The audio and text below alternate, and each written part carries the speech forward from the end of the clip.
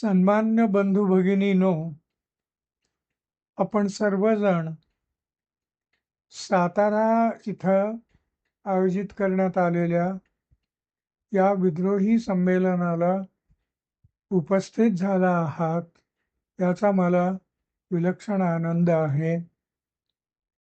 मी आपणा सर्वांचं मनःपूर्वक स्वागत करतो. हे संमेलन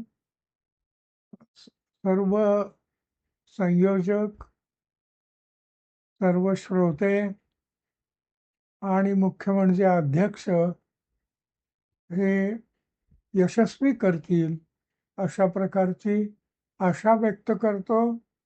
यशस्वी व्हावं अशी मी सदिच्छा व्यक्त करतो. आणि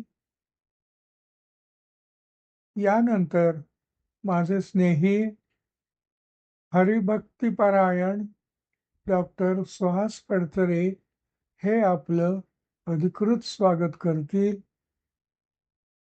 माझी प्रकृती चांगली असती तर मी प्रत्यक्ष उपस्थित राहून आपलं स्वागत केलं असतं, परंतु आता माझी स्थिती तशी नाही आणि म्हणून मी डॉक्टर फडतरे यांना मनापासून विनंती करतो की त्यांनी जमलेल्या सर्व लोकांचं स्वागत करावं.